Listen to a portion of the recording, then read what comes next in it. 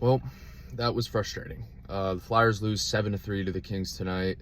They drop one without getting a point back-to-back nights. I'm James Trillo from Maher Media, here to recap the whole thing. That was frustrating, extremely frustrating, just like more than half the season has been so far. The Flyers are now under 500, not even counting overtime losses or shootout losses. They're now under 500, 14, 15, and 4. This is just so frustrating. There are just still so many sloppy giveaways from this team. I get this team is young. I get this team is rebuilding. I get they're not supposed to win the whole thing this year.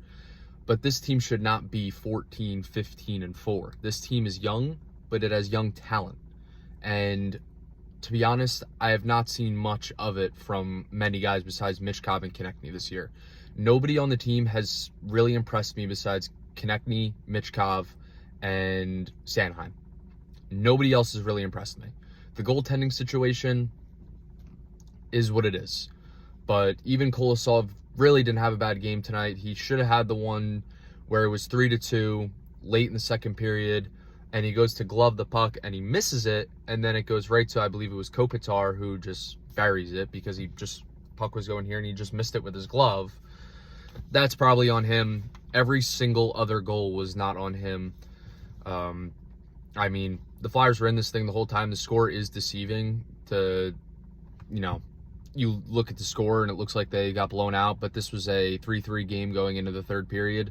The Kings get 2 to make it 5-3, and then an empty netter, 6-3, and that was the game. Just frustrating. Tyson Foerster, though, had a heck of a game. 2 goals in the second period. He tied the game 2-2 and then gave us a 3-2 lead. That was pretty much it. After that, the Flyers had all the momentum in the second period. They outplayed them in the second period, and they would have gone into the third period with the momentum, but then they gave up a goal with less than a minute left in the second to tie the game 3-3. That killed all their momentum. Pretty much lost them the game, because that is a different hockey game if they go into the third period up 3-2. They don't lose that game 7-3. That is for sure. Because then at least it would have been 4-3. We wouldn't have pulled the goalie that early, and they wouldn't have made it 6-3 with the empty netter. You get what I'm saying? But just frustrating, and this team should not be under 500. But Noah Cates is starting to heat up, which I like. This is like Noah Cates a few years ago that could actually find the back of the net. He wasn't able to do that last year or at all this year, but lately he's been heating up. And Chris Mayer and I were joking on the live stream one time when we were watching Rangers Flyers, saying how he's like the offensive killer, but he hasn't been lately. He had a nice move tonight to tie the game at 1 in the first period, but unfortunately, there weren't too many bright spots after that. Foerster scored twice in the second period, and it was all Los Angeles in the third period. The second period was the Flyers period. That was their chance to get the momentum, and like I said, giving up that goal to tie it at 3 killed all the momentum. They won that period. They had the period won, and they gave it away with that stupid goal. So frustrating loss. I really don't even have much else to say. It's just frustrating. I really don't get how this team is 14, 15, and 4. They are still somehow in the thick of things in that division. I mean, the Metropolitan Division is so close. You cannot afford to play back-to-back nights and not get a single point either of those nights. You can't afford to do it if they're trying to make a wild card spot. If this team is trying to make a wild card spot and they're trying to make a playoff push with this young team, at least get there, have some playoff experience for the future, get 𝐊𝐿𝐂𝐊 there, get 𝐊𝐂𝐃 there again, fine.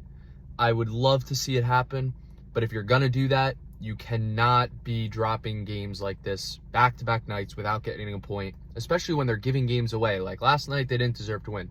They looked awful, and they don't get any points, but they tied it late in the third, and you still don't get a point. Tonight, it's tied in the third, and they still don't get a point. That's several points left on the table that they're not going to get. It's just frustrating. It's just so frustrating. I know I feel like a broken record saying the same things every time. Every time I make a recap video, it's the same things. Turnovers, power play was awful, and it was just an absolute mess once again. I mean, just last night, they had 9 shots after 2 periods. They were finally getting some shots on goal, but this time didn't matter. Flyers were outshot 27-26 at the end of the night, and they lose the game 7-3. I'm James Cirillo from Maher Media, and hopefully the Flyers can get back on track soon, because this is normally what will happen, and then, you know, they'll go and win 4 in a row, and they give you hope like, oh, are we going to make a playoff spot? Is this like a playoff contending team? And then something like this will happen where they'll drop games back-to-back nights against the Red Wings and Kings. So, you know, we'll see what happens, but as always, let's go Flyers.